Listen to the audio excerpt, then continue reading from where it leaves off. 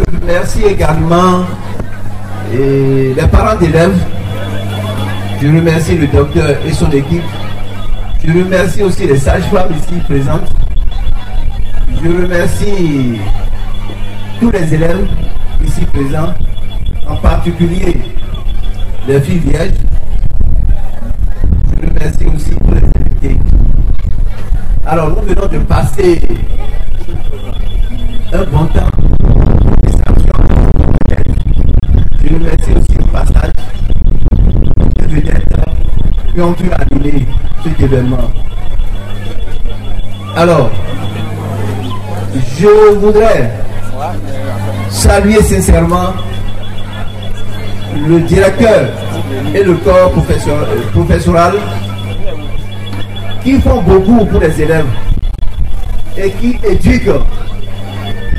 Ça, je les félicite et les encourage.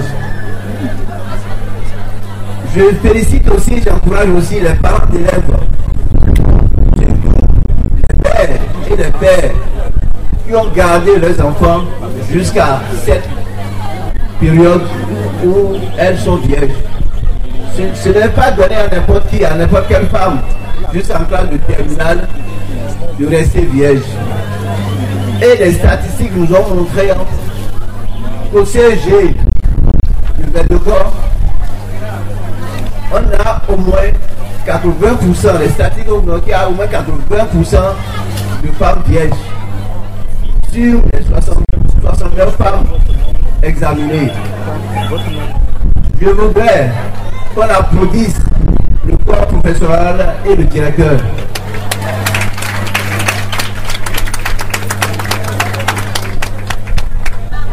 Je voudrais aussi vous dire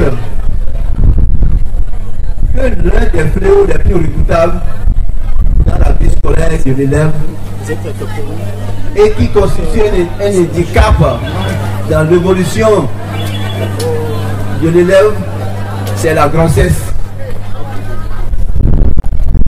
La grossesse en milieu scolaire, elle est dangereuse. Elle est plus qu'un virus.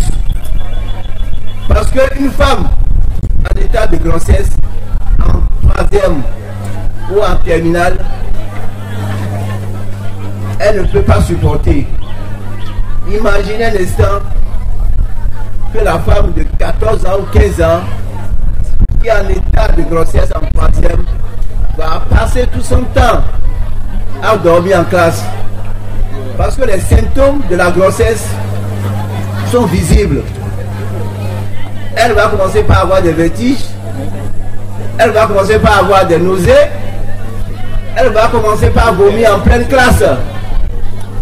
Et surtout ces femmes en état de grossesse mangent beaucoup. Donc évitez la grossesse en milieu scolaire.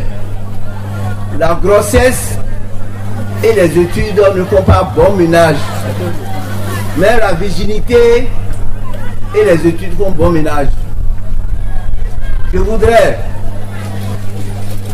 attirer votre attention sur le fait que une femme vierge, avant son mariage, est une femme respectée. Une femme respectée parce qu'elle est source de richesse vis-à-vis de sa belle famille, vis-à-vis de l'État et vis-à-vis de sa famille. Alors je voudrais lancer un appel à nos jeunes, aux professeurs. Il y a un chanteur qui a fredonné une chanson en disant que les professeurs sont souvent amoureux de leurs élèves. C'est pas moi qui l'ai dit. C'est Sagoa Danielou qui a chanté. Je voudrais lancer un appel aux enseignants de se maîtriser, de laisser les jeunes filles évoluer dans leurs études, parce que c'est la fleur de demain. Ce sont ces jeunes filles-là qui vont nous représenter. J'invite également les fonctionnaires, les commerçants, les agents de sécurité de faire attention avec ces petites filles. Je ne veux plus avoir un fonctionnaire ou un commerçant demander un numéro de téléphone chez une jeune fille. C'est ça, cette sensibilisation. Lorsqu'on parle d'excellence en milieu scolaire, il faut aussi parler de l'excellence en matière de sexualité. Parce que comme je vous l'ai dit tantôt, une femme dans l'état de grossesse a tout perdu. Elle fait ses études, elle investit avec leur pauvre salaire dans l'éducation de cette dernière. Elles sont souvent découragées.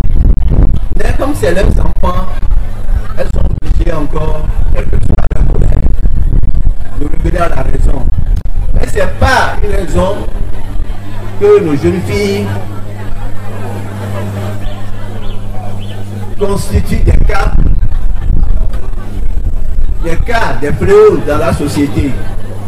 Donc, pour finir, je demanderai à ces enseignants, à ces fonctionnaires, à ces jeunes qui ont un appétit sexuel, d'aller voir nos jeunes filles, les belles filles de nuit, dans plusieurs quartiers, après Boy, ou même au stade de l'amitié, et de coller la paix à nos jeunes filles qui venaient étudier.